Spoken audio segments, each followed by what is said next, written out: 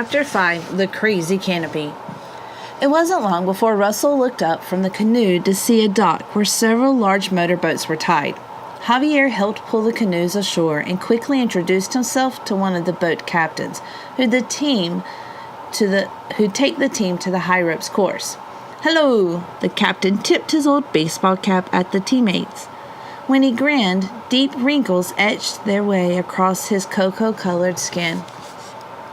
Russell nodded to the captain and sat down next to Dev. Mari held on to the edge of the boat, easing her way in. Sage stood behind her.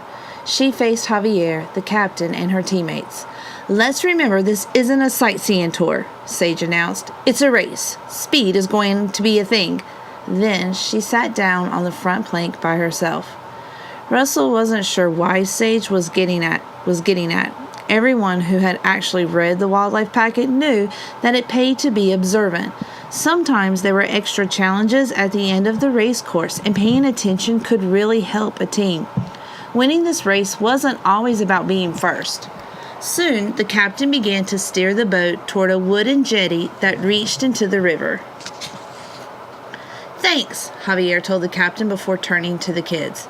"You guys go ahead. I'll meet you here after you get the next clue." The teammates murmured their goodbyes and rushed off the boat and down the jetty. There were lots of signs that read, "The Course in the Canopy." Even without Mari's help, Russell knew what that meant. He'd read about it in school. The canopy was the name for one of the levels of the rainforest. The top one was the emergent level. It was at the very tips of the trees, where harpy eagles could survey the forest, the treetops looking like fluffy green clouds. The canopy level was just below that. There were thick leafy branches providing homes and food for all kinds of animals. The next level down was the understory, which was mostly tree trunks and vines. A few animals lived in the understory, but it was much darker and there wasn't as much food. The bottom level was the forest floor, which was always covered in shadows by the trees above. Prime predators like the jaguar and the ocelot lived there. For most animals, it was safer taking cover high up in the trees. And that's where the team was headed, into the trees. They quickly found the starting point to the course. There, the workers wearing matching Course in the Canopy shirts handed them equipment. "How do we know these will hold us?" Mari asked as they all stepped onto woven nylon harnesses. Russell noticed her hands shaking. "The harnesses are strong," answered Sage. "And carabiners, these steel hoops, can hold hundreds of pounds. We just have to make sure they are locked when we attach them to the ropes."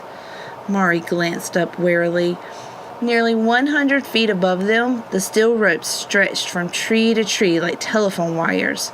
"Don't worry," Sage said, her voice surprisingly warm. "We'll double check for you.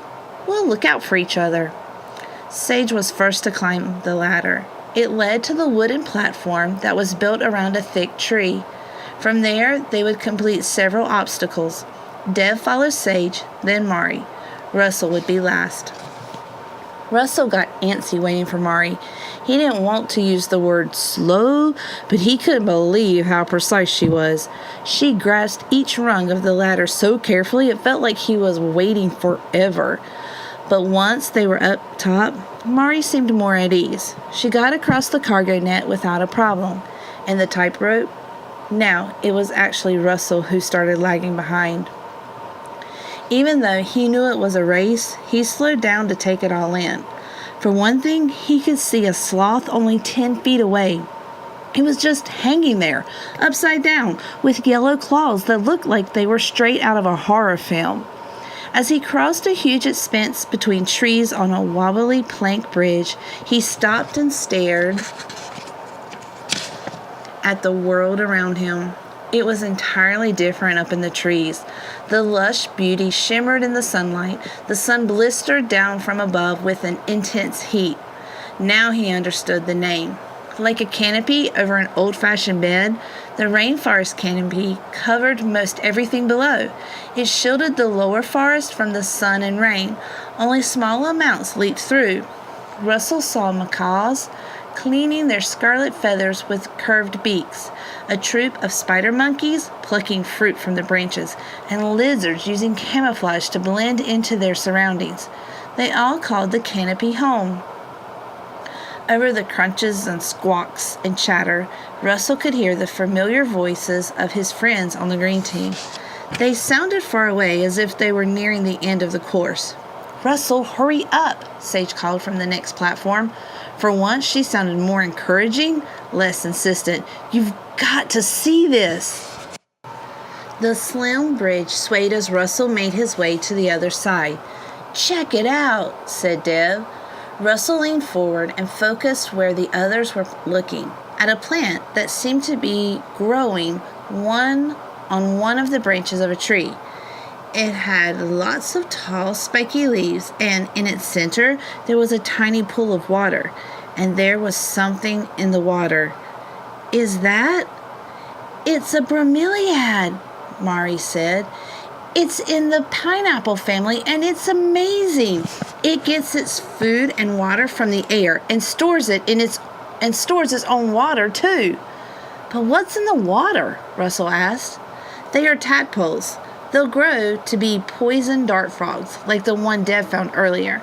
The frogs use the bromeliad as a nursery for their tadpoles. The tadpoles are safer up here than in the stream below." "But how did it get there?" "One of the parents carried the tadpoles on its back," Mari said with a shrug. Russell took a deep breath. It was awesome. There was a tadpole living in a plant that was living on a giant tree 100 feet above the ground. Crazy! "Hey, Russell." This time it was Dev. "Let's go." Russell rushed across the stirrup obstacle. It was like a string of 6 swings, all dangling from the same wire. It wasn't long before he had caught up, but when he did, he realized that they were at the end.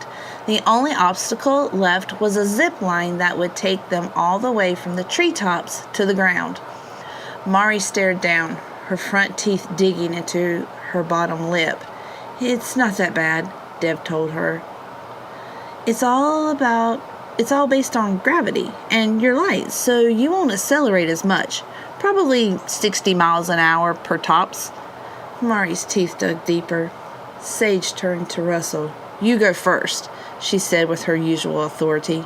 He nodded. If Sage suddenly filled with goodwill, he wanted to stay behind and coax Mari onto the zip line, he would let her. But he didn't want to abandon Mari altogether. He walked up to his teammate, who was fiddling with her braid. "You'll be fine," he said, but he knew he didn't sound that comforting. And that's what Russell was thinking about as he whizzed down the zip line at breakneck speed, the wind whipping around him. He would have been thinking of swinging like a spider monkey from tree to tree, or soaring like a fierce harpy eagle. Instead, he was worrying about his teammates getting down safely. That's when he noticed something in a clearing. It appeared man-made, but it also seemed like it belonged in the forest, like it had been there forever. It looked like the combination of a stone cross and an ancient tree. He stared at it until it disappeared from view. When Russell looked back to the zipline path, he saw the ground approaching. Once he landed, Russell looked around. The zipline left them further inland. He had to search for the sign that pointed toward the river. Waiting for the others, he thought about the green team and how big their lead would be by now. It wasn't long before his teammates were all on the ground taking off their harnesses. "The new clue came in," Dev announced, holding up the end cam. "Deep pink in dark water, gray in the clear. No need to see your dinner if you can always hear." "Well, that's another winner," Dev said. "I don't know what it is, but it always says something about the water, so I think we should go back to the river," Sage announced. "We'll figure it out on the boat." She headed toward the path to the dock. Dev glanced at Russell and Mari, then followed Sage. "Wait," Mari said, almost in a whisper. Russell was the only one who heard her. "I've almost got it," she said. She pressed her fingertips into either side of her head. "Wait, you guys!" Russell called. When he looked up, he realized Dev and Sage had already turned down the lush forest path. He could barely see them. "You guys, wait a sec!" He glanced back at Mari, who was still deep in thought.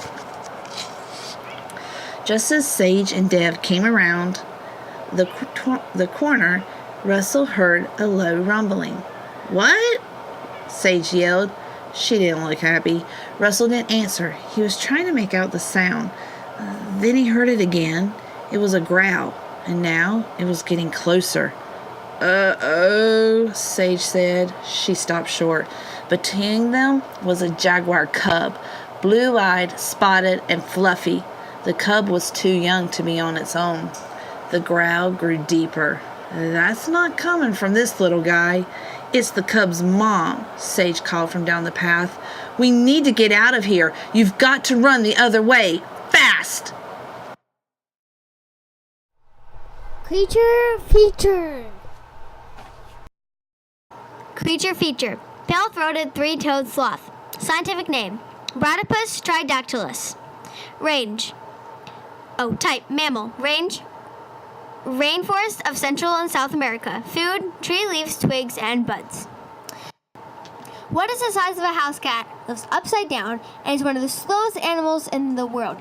The sloth. The three-toed sloth has long, curved claws.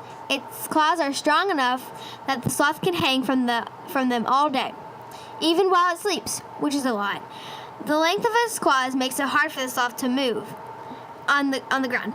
So these animals are safest high in the canopy. Sloths often have a green tint to their long hair. It's because algae, a kind of plant, lives there.